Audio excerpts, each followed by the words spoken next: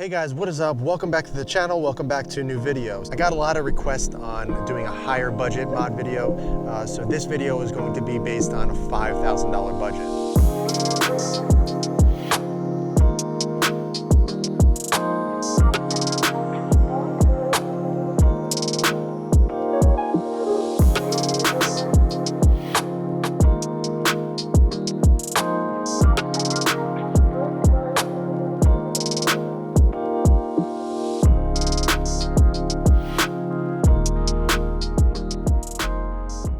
So we're gonna go over everything that I would spend $5,000 on a Subaru STI.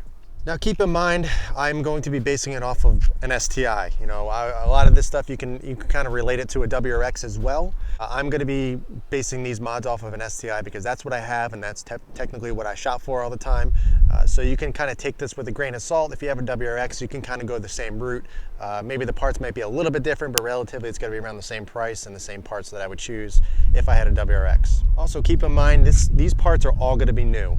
You can buy all this stuff cheaper if you go on the forums or Facebook Marketplace or somewhere like that. You can find this stuff cheaper if you find it used. I just happen to like new parts. That's the way I kind of handle modifying my cars.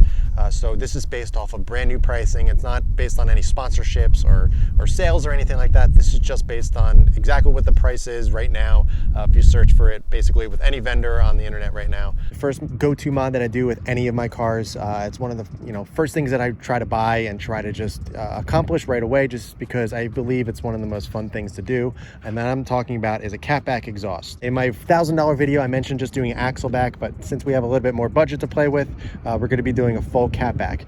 Now I'm running the Delta Motorworks catback, but for this instance, I want to make this a perfect daily driver. So I'm going to give you the exact mods that I would do as a daily driver. Granted, my car is a daily driver, but I like my cars a little bit louder. So the one I'm running is, I would say it's a little too loud for most people, but for anybody else that's looking for a really drone-free, nice, quiet, but good sounding exhaust, I would choose the AWE Touring catback. That catback comes in at $1,345. I would go with the black tips just because I think that looks really, really nice.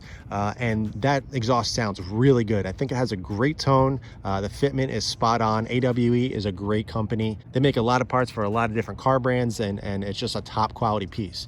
One of the best things about it is that specific exhaust has no drone. They've done a lot of research, a lot of R&D on that exhaust, and the drone is zero. I've actually heard it in person and it sounds really, really good, and there is zero drone. Doing a catback exhaust is there's a fun factor to it. Just getting a little bit more sound out of your car. It completely changes the overall driving experience for me, at least. I always love changing the exhaust in my cars. These cars stock are way too quiet. You can hardly hear it. And it actually helps you drive the car better because you can hear it. You don't have to look at the tachometer as much. And it's a much more pleasurable experience. The visceral experience, it's really high, and I just absolutely love changing my exhaust. I think it's one of the must things to do anytime you're modifying any car.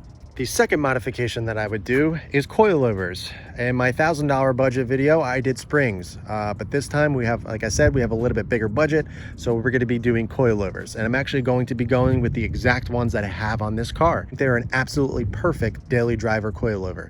You get all the damping adjustments. You're able to lower and raise the car to what you prefer, and it's just a really comfortable, long-lasting, great coilover. And that coilover and brand I'm talking about is Fortunato.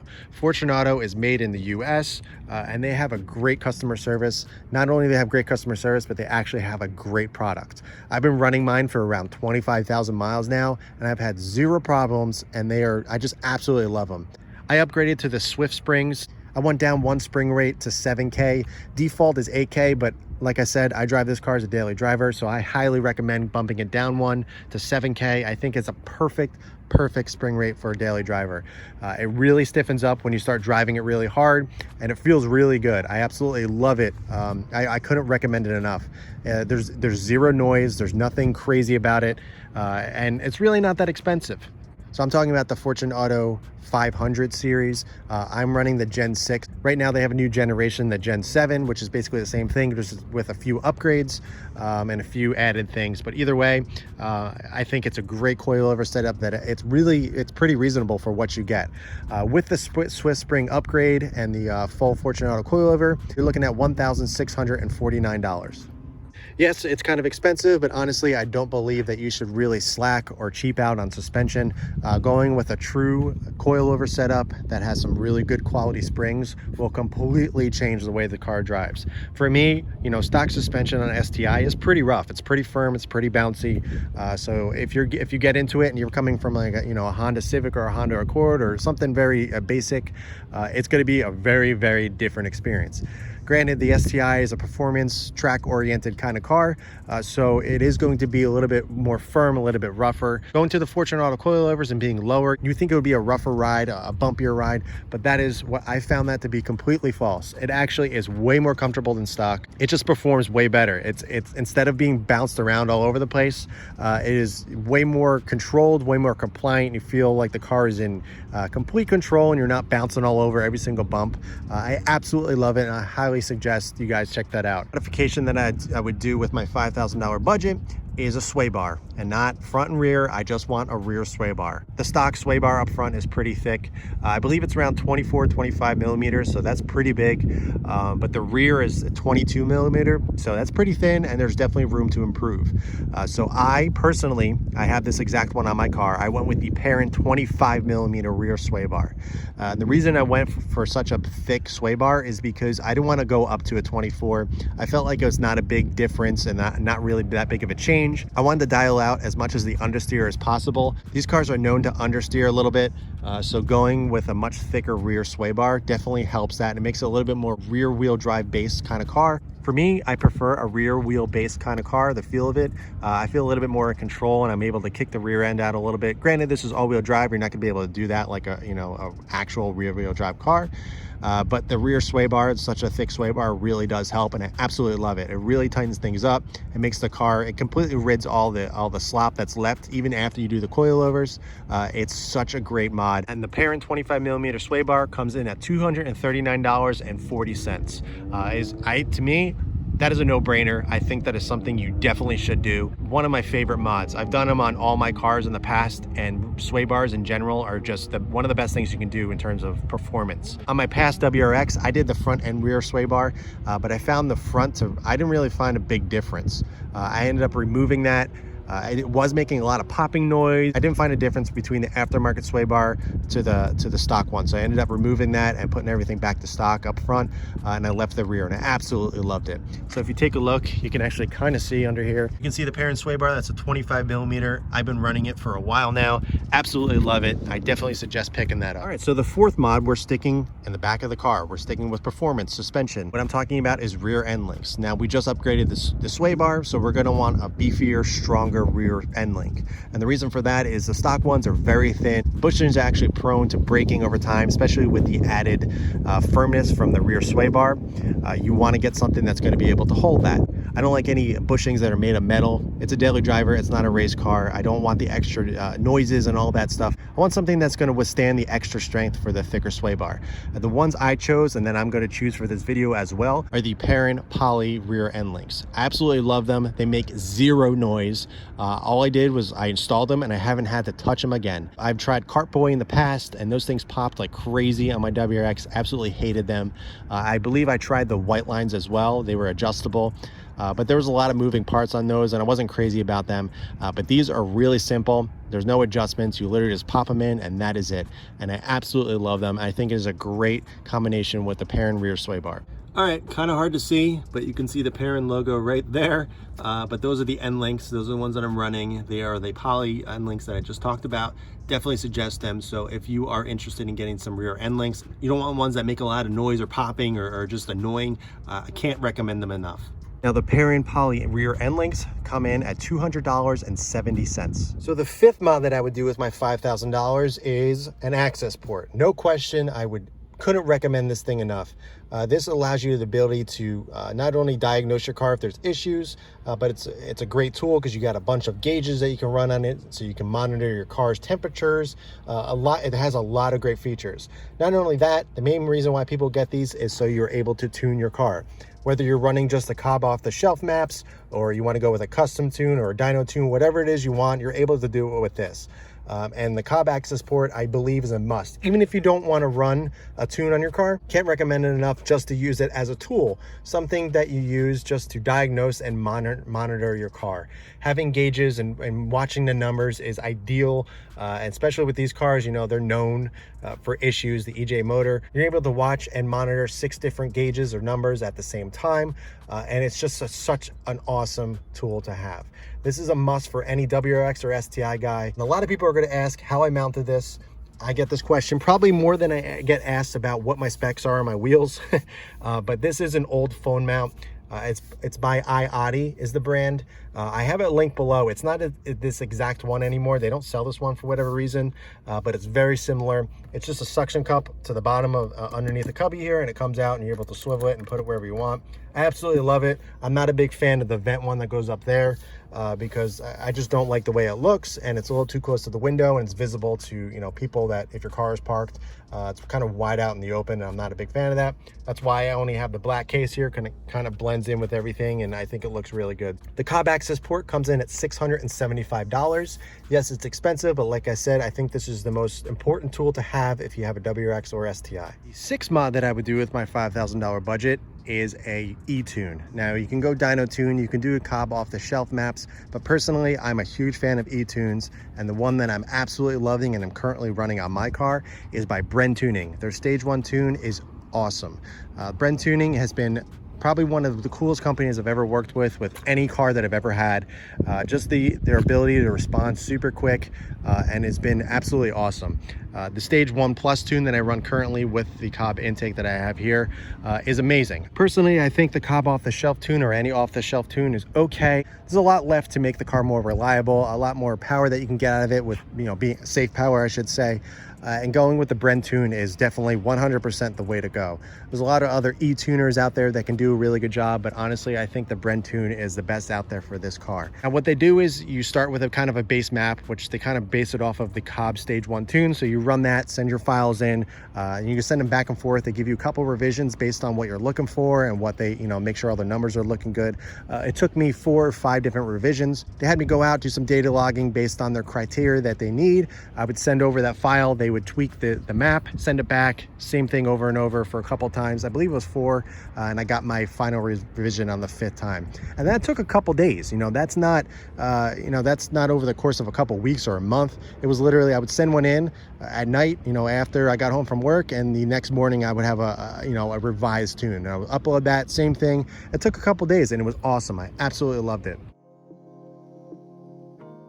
So now we're jumping back into the interior for the 7th mod that I would choose with my budget, and that is upgrading your steering wheel. Now there is a ton of options, a ton of different materials, a ton of different brands, but personally I'm a huge fan of Alcantara. I just prefer it. I think it feels a lot more premium, a lot more upper class, a lot more sport car feeling, if you know, for lack of better words. So I always go with Alcantara. I did an Alcantara wheel in my M3, absolutely loved it. Yes, it requires a little bit more maintenance in terms of, you know, keeping it clean and everything, but I just prefer the overall look of Alcantara. Now if your hands are greasy, you eat in your car and you commute a lot in your daily driver, you know, going with leather or the carbon option may be more up your alley. But for me, I'm a really kind of clean person. I take really good care of my car. So Alcantara is really not that much work. You know, I've done whole videos on how to clean Alcantara and all that before. So if you're interested, go check those out. But either way, I highly suggest upgrading your steering wheel. The stock steering wheel is terrible. I think it's too thin. The materials they use is, it feels terrible. Especially for spending for, you know, $40,000 on this car, I believe you should get a much nicer feeling steering wheel. I believe in 2018 or 19, they did upgrade the material on the steering wheel, so it is a little bit nicer than the 15 to 17s. But personally, I still prefer Alcantara. I know on the Type RA and the S209, I believe in the Series Gray as well, they have an Alcantara steering wheel, which is really nice. I absolutely love it. But for me, I went with the SubiSpeed PK style wheel, which is their full Alcantara steering wheel. It has a nice red stitch. a cool nice red stripe at the top, and it has some nice grooves and everything. It's a little bit thicker than stock, and I think it is the perfect size without being obnoxiously thick or too thin. It is right in between, and I absolutely love it. This specific steering wheel comes in at $476.95. Now, last but not least, yes, it's a small mod, but I believe it is a big one in terms of the overall feel, the overall detail of the car, is upgrading your shift knob. I did this in my $1,000 budget video, but I feel like upgrading the shift knob is a big thing for me. Yes, the stock shift knob is nice. It has some nice weight to it, but I'm just not a big fan of it. I don't like the leather. I don't like the red on it. It's too in your face. It's too, I don't know, too boy racer to me. I prefer a much lighter shift knob. I don't like weighted shift knobs. I don't like anything crazy or over the top. I like something that is nice and low, fits in your hand really well, and is nice and light. My favorite shift knob for this car specifically is the Cobb Delrin shift knob. I've had a few of these in the past. I've tried other ones, and ultimately I keep on going back to this Delrin shift knob. It has really nice detail around here. The bottom is made, I think, of aluminum. The entire knob is made of Delrin, which is a plastic kind of material. It's very light. The one thing that I love about this shift knob, it kind of lightens up the throw, so it doesn't make it as numb, and you're able to feel each gear that it goes in. There's no guesswork or anything like that. And having a lighter shift knob just makes the whole driving experience, there's something about it. You can just feel the gears going in. You know, it's not smooth like butter and doesn't numb it down. It has a really nice feel to it. It's a perfect size. I believe this is 1.9 inches. The overall diameter of this, and I believe that is the perfect size for this car. Anything bigger, anything smaller is not the way to go. I've tried both. I've tried going bigger, I've tried going smaller, and this is the perfect size. You know, this is very subjective, obviously. You know, everyone has different takes on shift knobs and what they like, but for me, I absolutely love this shift knob, and I will always recommend it to anyone. I think it is the best one out there, and the best part about it is it's very reasonable. It's not expensive. It's not, you know, a couple $100. There's not crazy wait times. It comes in at $70. So in the grand scheme of things, when you look at other shift knobs on the market, this is very reasonable, and I believe, you know, many people can end up selling their stock one, and basically it pays for this. So I definitely recommend upgrading your shift knob. You know, whether you're doing something different or you go with the Cobb one, I couldn't recommend doing a shift knob more. So there you go. That rounds up the 8 modifications that I would do with $5,000. Yes, I know a lot of people will say you can, you know, build your motor, you can go stage 2 and make a lot more power. But honestly, like I said, this car doesn't need that much more power for the street. As a daily driver, it really doesn't. I think stage 1 is the perfect stage for this car. You really don't need that much. It is plenty fun, and being able to do everything that I just named in this video, it touches everything. You're able to, you know, suspension, exhaust, performance, your overall just driving feel with the steering wheel and the shift knob. It is just a great round of mods that I honestly feel that would take this car to a totally different level. You know, there's a few things that I was considering doing, like a short shift kit or something, or even doing some spacers on the wheels. I don't think that is the way to go. I think staying as OEM as possible, but upgrading the things that I believe are important is the best route to go. If you guys were keeping track, I added everything up. It came out to $5,006.05. Pretty darn close. Now, you know, like I said, I could have gone with a few other things. I was really considering going with the Cartboy short shift kit, but that came in at $150, and it kind of bumped it up almost to $5,100, and I didn't want to do that. And I think I honestly did a pretty good job at getting close to that budget. You know, $6 over budget is really not that big of a deal. Now, once you start getting the, you know, closer to a couple $100 over, then that's when, you know, you start to get in trouble. But going $6 over budget is not a big deal. Like I said, you can buy this stuff used. You can probably even do more mods if you want to. Be able to pick up a short shift kit if you're able to buy one of these mods used and save a few bucks. Let me know what you guys think. What would you spend $5,000 on? Would you do it all performance? Would you do all aesthetics? Would you do what I did? I'm really curious to know what you guys would do. Please keep in mind, this is just what I would do. You don't need to yell at me and tell me I'm doing it wrong. I know there's a lot of things you can do. The aftermarket for these cars is insane. You can literally spend endless kinds of money on this car. You really need to know where you need to draw the line and just not go over the top. But $5,000 I believe is a very reasonable budget, especially if you really enjoy modifying your cars and making it your own. and $5,000 really can get you a lot if you really play your cards right and making sure you're doing the right things. So yeah, guys, that's it for this video. I appreciate you checking it out. I appreciate you listening and checking out my channel. I can't thank you enough for all the recent subscribers and all the comments and the likes and everything. It's just, it really, for lack of better words, it warms my heart.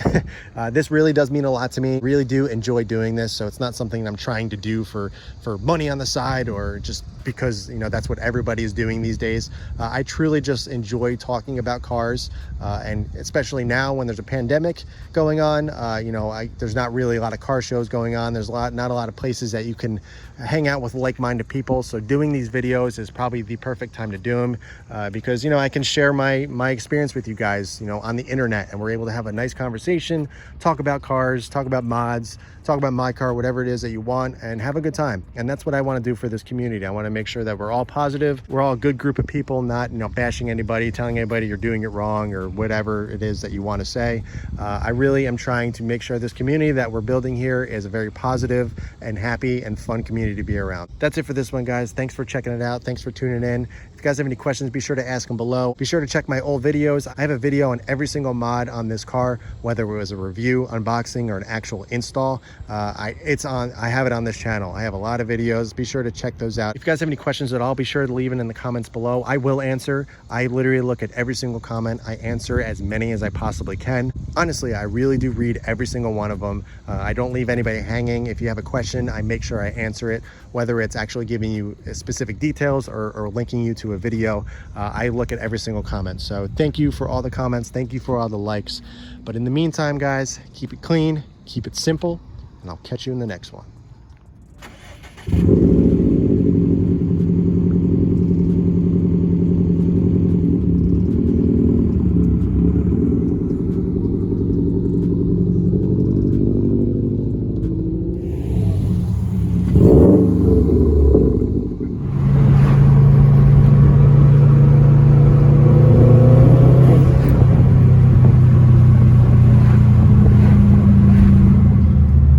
Quick note, guys, it's 83 degrees out.